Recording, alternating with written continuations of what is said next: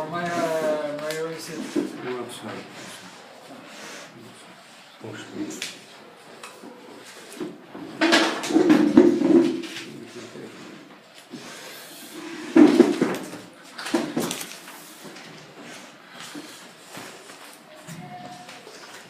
Good morning, everyone. Morning, Reverend. So, Daniel brought us some more fruit to continue the spirit of yesterday's New Year for growth. As we explained, help yourself, make a bracha. Thank you very much. Thank you.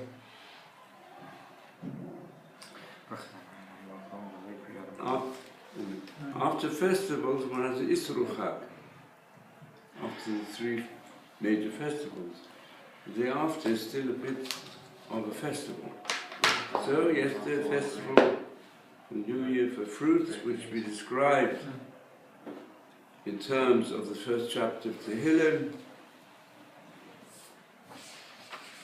that human beings are like trees that should produce fruit, which is, to some extent, a parable in nature to teach us the power of growth, to produce fruit, which comes through dedication to Torah. So today I want to start on the following certain project where I'd like your help. And I'll explain it on a personal level. When I was an early teenager, and I found out more about Torah, I was very much attracted to Musa. What's Musa?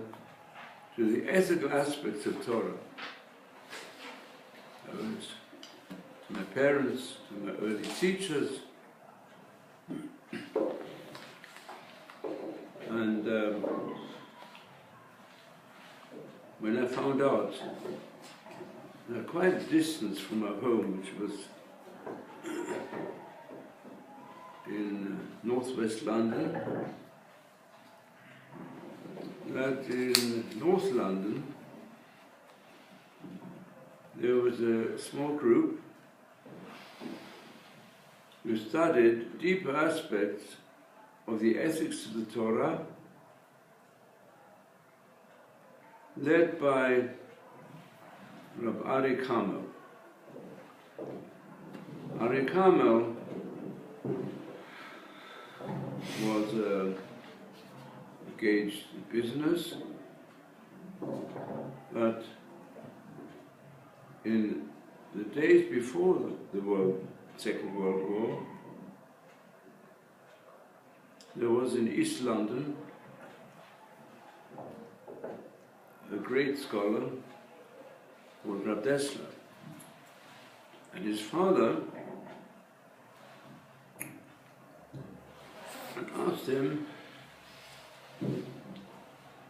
asked Rabbi Dessler to become a private teacher for his son. But there was another student of his called David Solomon Sassoon. Both of them extremely bright, and he took them as his private students. And this Rabbi Dessler, he was Rav of a shul in east of London, and he had come from Kelm for the war.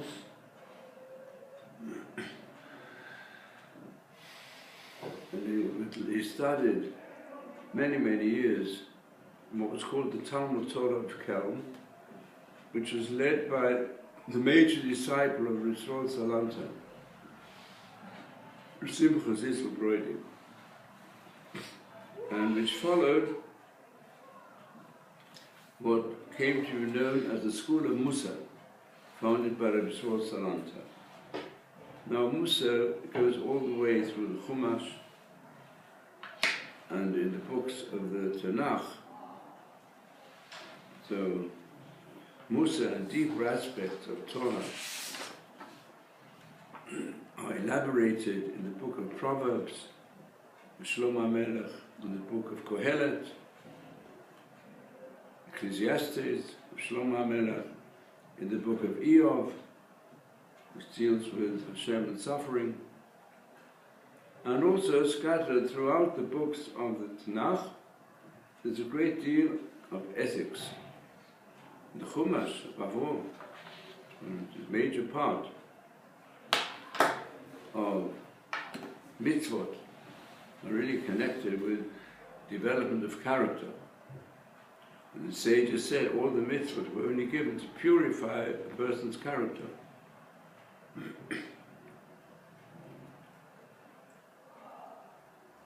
So this disciple of Rav Dessler, he, I think, helped even to duplicate and spread on duplicated sheets the teachings which were given over by Rav Dessler.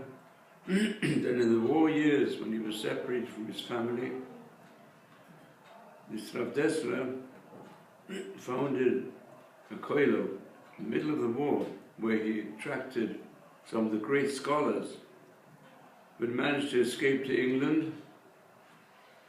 And this was a koilo which dealt with all aspects of learning, but emphasized the importance of Musa. I think he felt, especially at a time when unfortunately the Tselem Elokim, the divine image of human being, was being destroyed by the Nazis, felt his duty to try to develop leaders who would teach Torah combined with ethics. So I went to the boy and I gained a great deal from these discussions of Rav Aryeh Kammer, a small group of listeners, and I was one of the younger ones. And then later, when I went to yeshiva, I had the zechut to be able to meet Rav Dessler himself. And at that time he gave his shiurim primarily in the koilel, but they allowed me to stay and to listen to his specific, deeper analysis of the Musar of the Torah and how it should be applied to us. Once or twice he also spoke in the yeshiva, and I was also able to discuss things with him. Then later he was taken as the mashgiach for what was then the most important yeshiva, one of the largest, Ponevezh Yeshiva. The Ponevezh Rebbe brought him to Bnei Brak. He came on visits back to Gateshead. But we can say he had a special approach because he had enormous wide knowledge and deep knowledge in halacha also. But his major concentration, his great contribution, is to demonstrate even the common factors which are found in the Musa school of Rabbi Yisrael Salanta and his disciples, and the deeper aspects of the Hasidic schools of thought. Going back earlier generations, he elaborated upon aspects of the Kabbalah, and those who explained aspects of the Kabbalah in psychological and philosophical language, such as the Maharal of Prague. And these channels also went through to Hasidim, both the Balatanya. Of course, is also reflected in the deeper teaching of Gaon of Vilna. And then we have Moshe Chaim Lutzato, and also Rebbe Tzadok HaKohen. And he was able to demonstrate the real emphasis to come near to Hashem had to be done through purification of character and bringing a high level of kavanah, of inner dedication to Hashem and to the development of the divine image in which we've been created, the power of the neshama.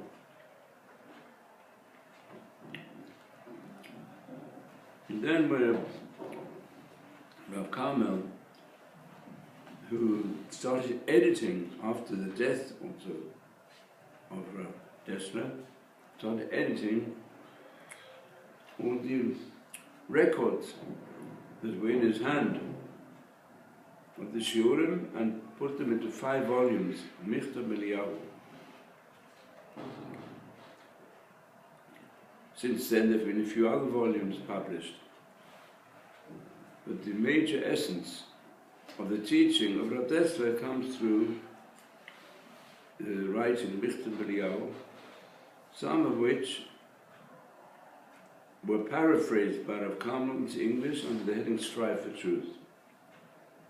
And we can say nearly all those who are today inspiring teachers on the edge of the Torah, they drew great inspiration from the writings as well as the character of Rav Dessler. In our library we've got his biography.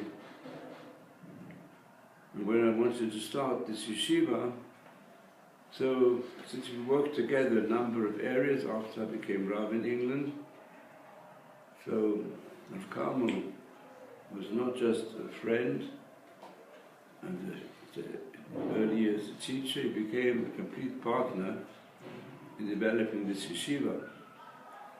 And he gave most marvelous shiurim. And very many of the shiurim were in fact producing the teaching of Rav Dessler in these 5 volumes.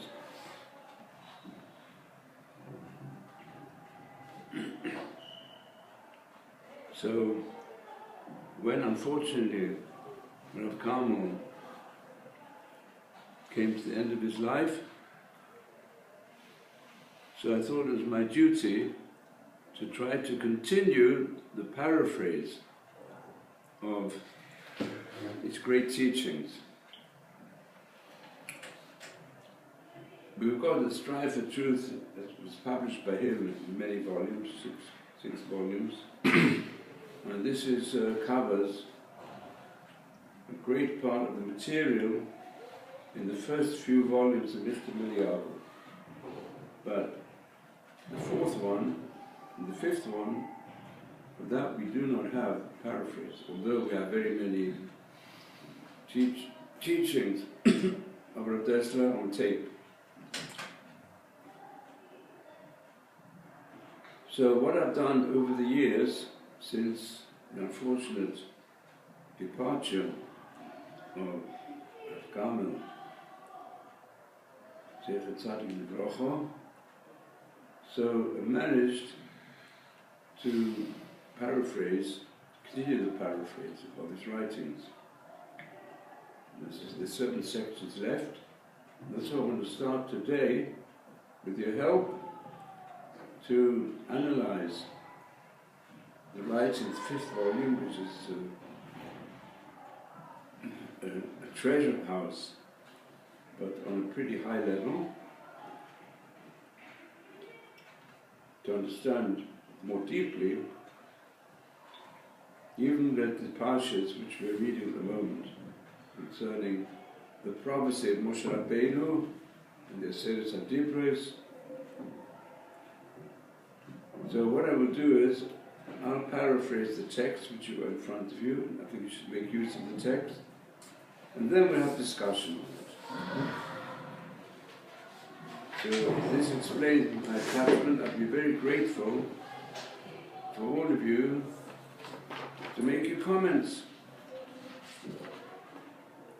I just tell you, in the past years, so for a year or so I had a student who was able to type out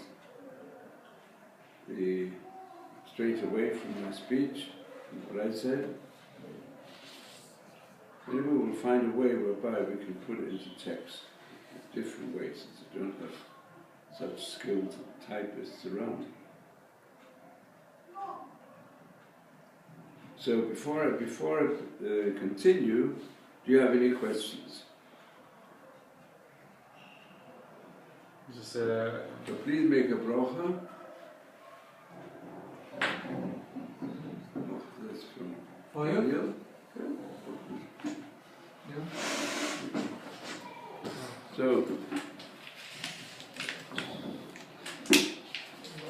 now,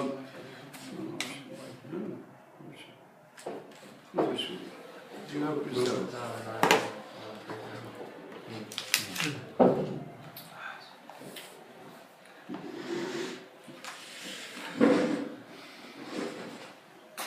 Now, the subject we're going to deal with now is something which many of you have probably learnt already.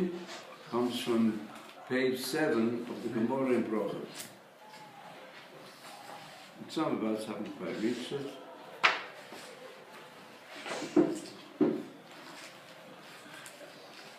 And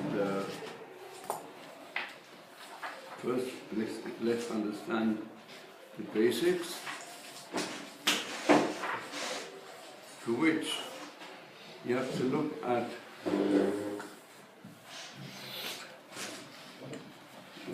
this passage. If you turn to chapter 3 of Shemot,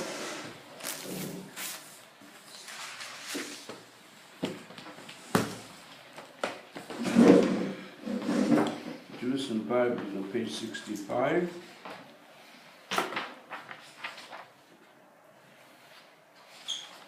Let's go to the previous page. 64. You have Moshe, where he saw the burning bush. There it says in verse 2,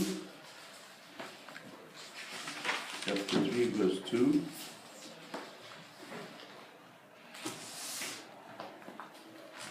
that the angel of Hashem appeared to Moshe in a flame of fire out of the midst of a bush. And looked and behold, the bush burned with fire, but the bush was not consumed. And Moshe said, I will now turn aside to see this great sight, why the bush is not burnt. And when Hashem saw that he turned aside to see, God called to him out of the midst of the bush and said, Moshe, Moshe. And he said, Here I am. And he said, Do not come near. Take off your shoes from your feet, for the place on which you stand is holy ground.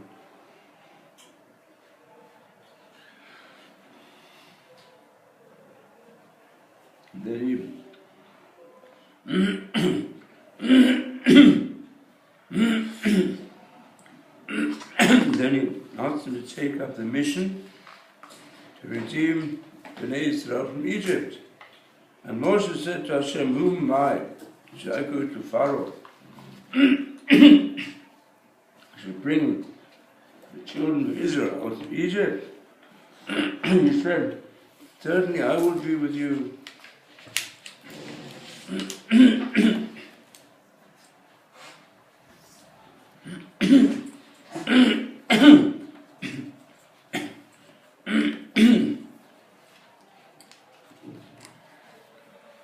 So this is referred to in Brachot,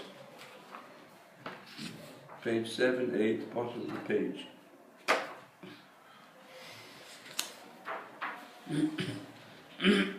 it says as follows.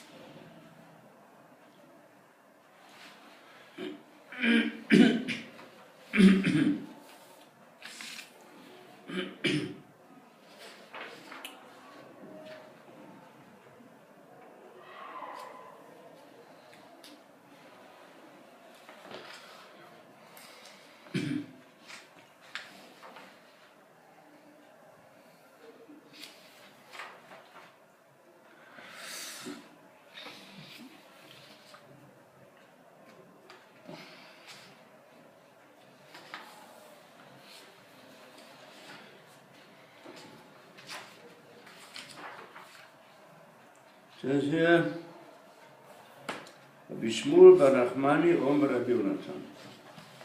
Fischa shalosh, zachar shalosh.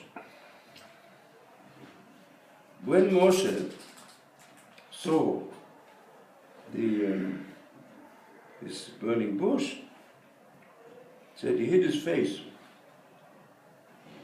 Because he hid his face, he was later graced with a shining countenance.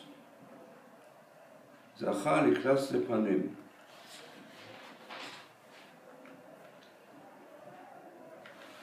When was he graced with the shining countenance? When he came down from the mountain of Sinai. With the Luchot, it says, his face shone, which is the source for the distortion of the Latin translation, the Bible. It says ki karan, opening Moshe, which means his face shone, but karan took to mean horns. The famous sculpture of the face of Moses in Italy, of Michelangelo. He has horns, but not horns yet. Light came from his face. It says, Vayiru mikesher elav, he was afraid to go near to this expression of Hashem which came from the burning bush. It says that Moshe Rabbeinu is a great prophet. Just later, Chumash Tmunat Hashem Yapetz, he will see the similitude, the appearance of Hashem. He should behold it.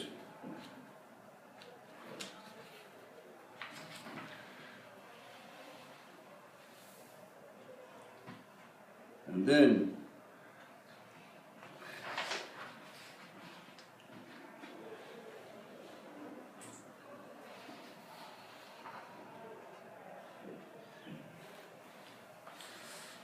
so this is how this is explained. In other words,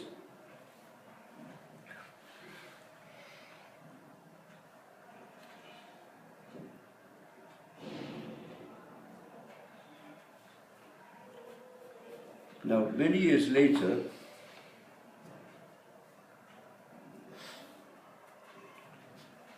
when the people sinned at the golden calf, then Moshe, through his prayers, managed to get forgiveness for the sin.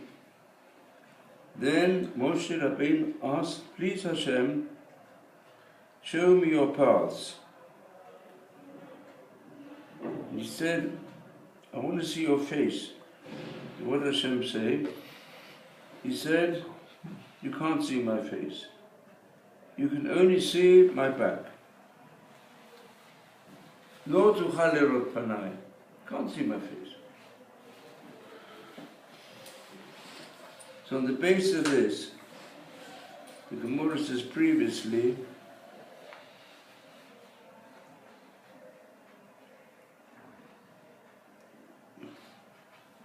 it says, Rabbi Yeshua ben Kochel said, HaKadosh Baruch Hu said to Moshe Rabbeinu, I wanted you to see my face. Now you didn't want. You said, I'm afraid to see your face. Now that you're asking to see my face, I can't let you see it.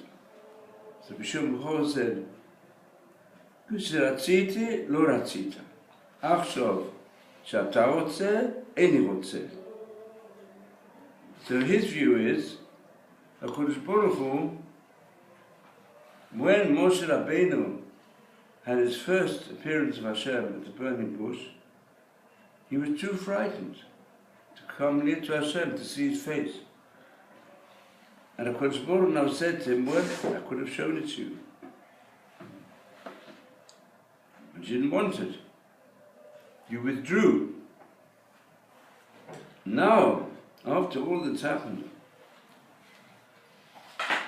now you want to see my face? You can't see it. You only see my back. And what did he show him at the back? We already dealt with that in our shir. Kesher shel tefillin. We couldn't see at the front. So it's a very cryptic passage. Here's a difference of opinion between Rabbi Shua ben Kocho and Shmuel ben Nachmani. In other words, Rabbi Shmuel ben Nachmani says, because Moshe Rabbeinu did not want to see Hashem and was afraid to turn near. So because of this, he was rewarded, that later he would see. Shua ben Kocho says, the other way around, he says, I was willing to show you, but you didn't want to come near. Now, too late. Now we can't see my front. So, of course, these are very cryptic passages, and how do we understand them?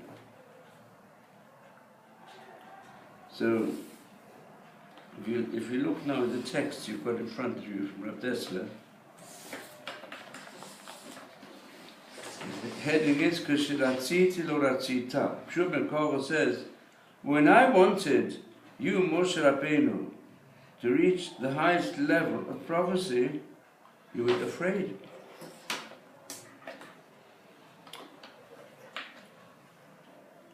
And now, this is Parshas Kitisa, which comes at the great sin of the golden calf, on the basis of which Hashem wanted to make a new people. He said, giving up the people of Israel, I'll make a new people from you, from Moshe. Moshe said, no, grab me out from your book. I'm only here because I'm part of the people of Israel.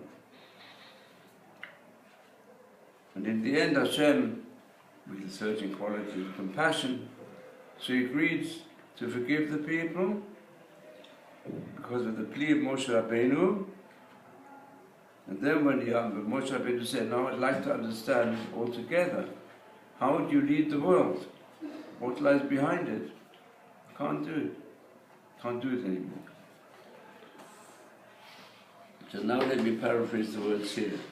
When Moshe Rabbeinu alav hashalom, כשביקש משה בקדוש ברוך הוא, he asked, הראיני נא את כבודך, please show me your honor, your glory.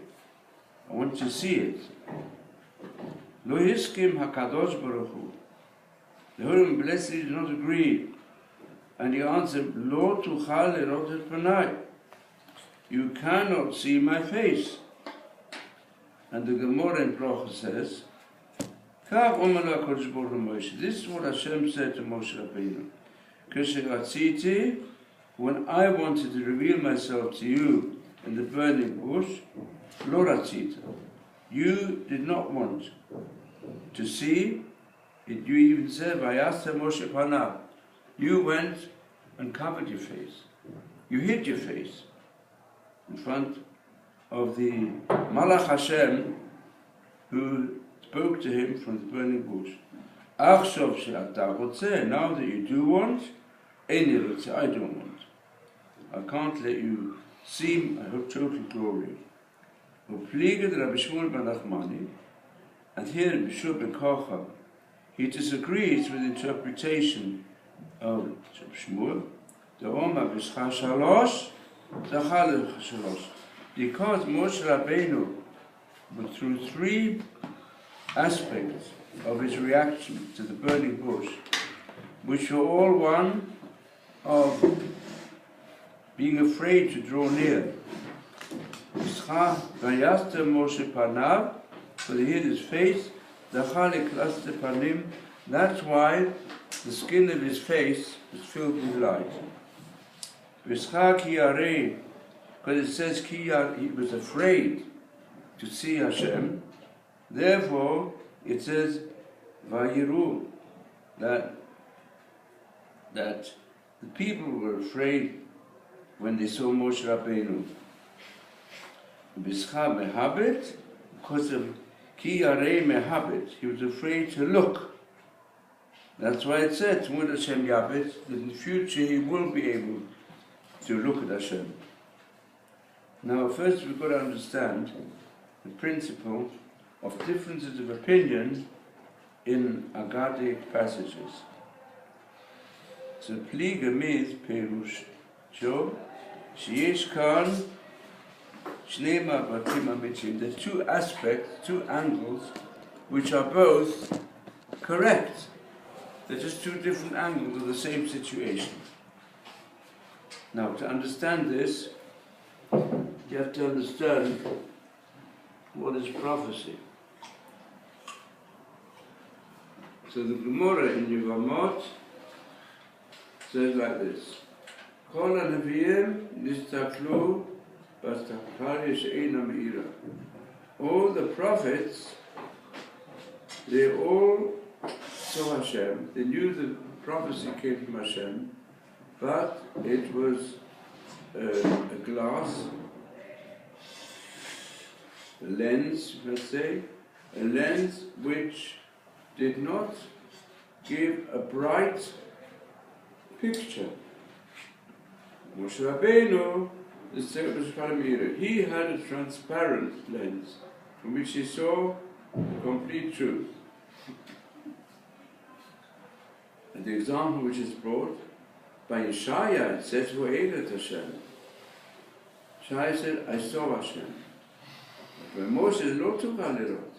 Moshe Rabbeinu says, you can't see. Now to understand this, is a note here, which is very important to understand these phrases.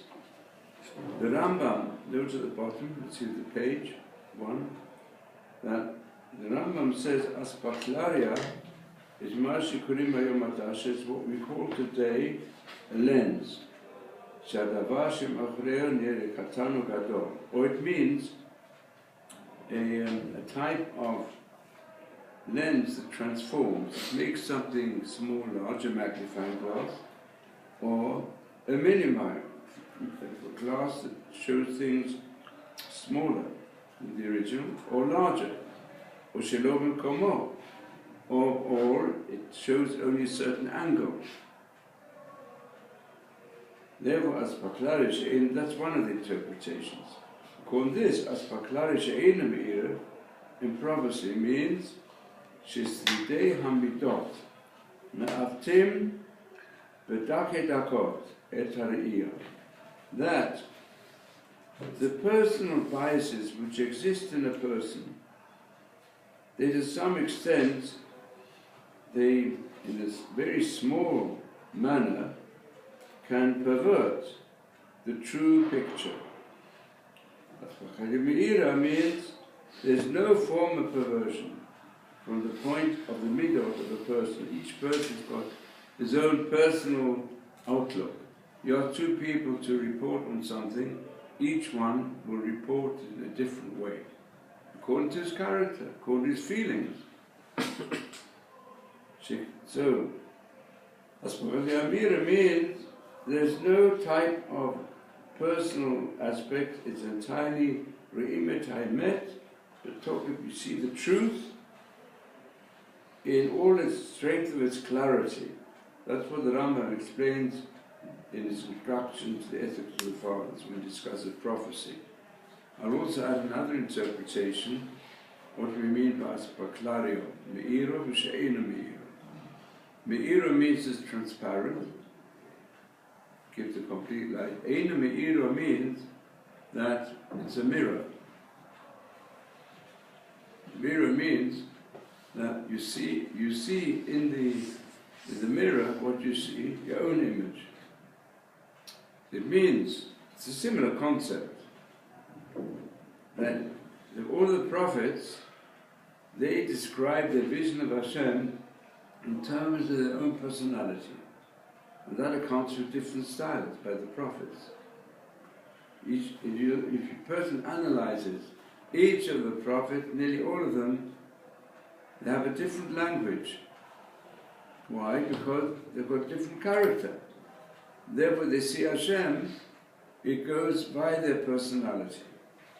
Moshe Rabbeinu, he was able to see power of Hashem and nullify his personality entirely.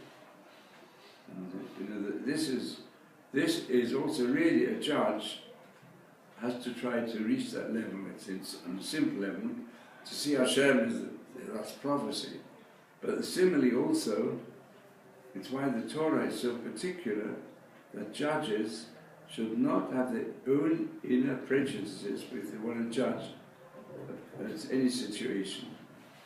If they're biased in a certain direction, then they're disqualified from being judges.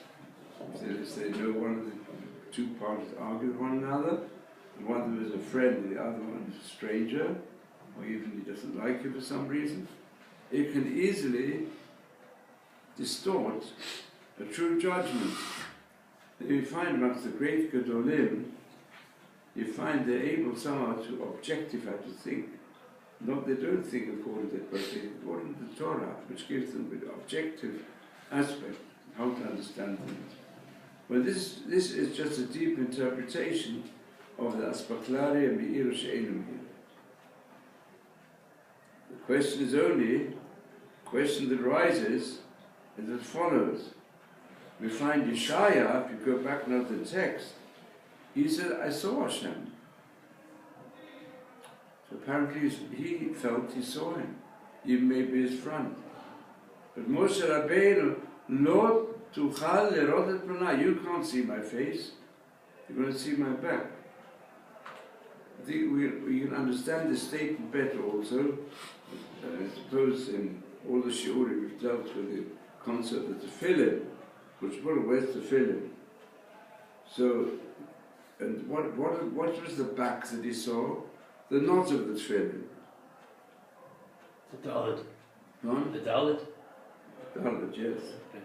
The dalit of the yud is different. Yeah, It's missionary. So the knots at the back is that which allows the straps, the back of the straps, to hang down in two directions. And I already gave the beautiful explanation, the Chassid Sofer says it, the two directions refer to the aspect of Hashem, like this is described also in this passage in the Gemara. Why do saints suffer and the wicked prosper? So Hashem answers him that life is a bond between Midat HaChesed and Midat HaDin, the right side and the left side. And you have to use both. Even, let's say, even a parent, on the human level, or a teacher, whatever you're doing, you've got to have an intermingling of Chesed and Din. And let's say also in dealing with evil people, you can't just go called Midat HaChesed. You know, I mean, this is a major question today. Is the Yom HaShoah, the Holocaust, or tomorrow?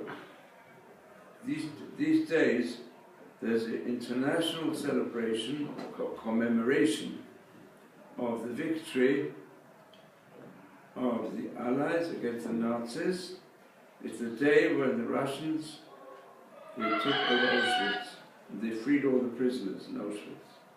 They're going to make an international celebration of this event, and also to the downfall of these evildoers in Europe. So it's a matter which is of great significance. You know, that the people, the too many who deny the Holocaust, and some also pervert it. They wanted to make out that Israel is not reacting the right way to the Palestinians. They use this as, unfortunately, a distortion of history, a distortion also of the present situation. So it's quite important. And we have to know, and we have to teach mankind now that there's no power of chesed as strong as the inner life power of the people of Israel, which comes out in the Bible, comes out in teaching of the sages. And we are here to go and preserve the Tzedek Elokim of mankind. Today we have forces that want to destroy it. So we have to learn the lesson of how far destruction of the divine image can go. So we've got to use our approach to the situation. If we tolerate evil too much, then evil takes over. So therefore Hashem also needs to have a bond between the power of Chesed and the power of Din. That's the Keshes of Tefillin. But the straps around the Tefillin, the front of the Tefillin, you can't see. Why not? Because some say this is a reference to the cycle of life, and whatever happens to human beings, to see it all and understand it all. This Hashem has it in his mind, but his tefillin, his mind, is above the human mind. He creates the human mind, creates human thought, constantly. And therefore only he knows that. But it's hidden. So nevertheless, the question which arises here is, Eitzel Moshe, it says, going back to Lo tuchal lirot et panai, you can't see my face. How do you understand that? And by Isaiah says, I saw Hashem. The 6th chapter of Isaiah is based also on the Kedusha, which brings up to the highest level. When we say the Kedusha, it brings up to the highest direct. And as Hashem, Kadosh means also he separates from everything else.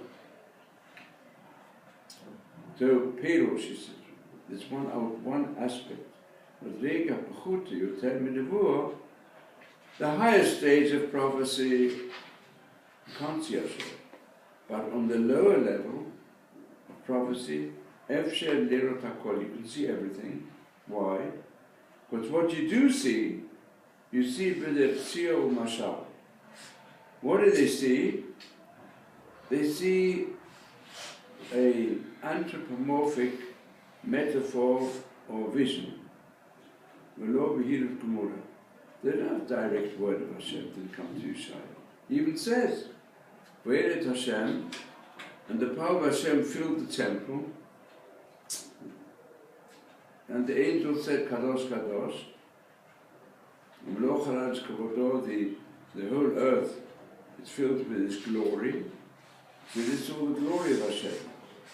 Also with the mashal of Adom Raglav, footstool, Shemayim Kissi, the heavens are my, also the same concept. The heavens are my throne. Okay, so we can see the throne of Hashem. Hashem himself we can't see, but we see the throne. Maharal and the earth is my footstool. And that's why, but Hashem is above all this. So this is a lower level of an awareness of Hashem that comes to the mashal. So this is B'shash Nigle, Moshe B'sneh, when Hashem revealed himself with burning bush, Tiron, Moshe was a beginner in prophecy. So then he was still on the level of Hashem. How did he see Hashem? Through the burning bush. It's also a vision. He wasn't yet on the level to see Hashem directly. But later on, after being on the mountain, so long, without food and drink, he reached the highest level. And then he could no longer, he could see the back of Hashem, he couldn't see the front. We'll have to stop here, we'll continue for next year. And please, I'd like you to think of this text. If you have any comments and questions, bring them to the next year tomorrow. You take one of these sheets, and you can, if you have questions now, you can write them on the sheet.